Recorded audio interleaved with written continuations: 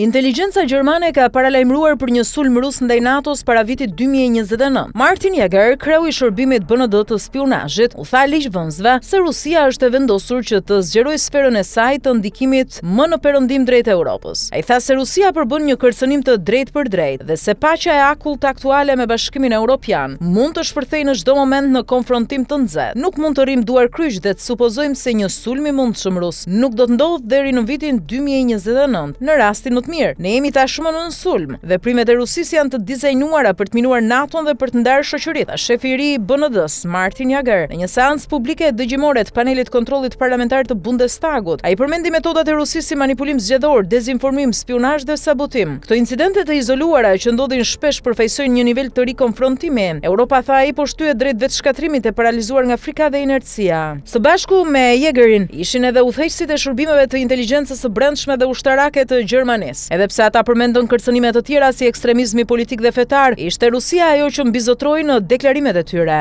Jager tha se Gjermania është caku numër 1 i Rusisë në Europë, duke pasur parasysh se është ekonomia më e madhe e Bashkimit Evropian dhe luan një rol udhëheqës në mbështetjen e Ukrainës. Paralajmërimet vijnë pas një serie incidentesh në Bashkimin Evropian, përfshirë inkursionin e dronëve rus në Poloni dhe shkeljen e hapësirës ajrore të Estonisë nga avion luftarak rus.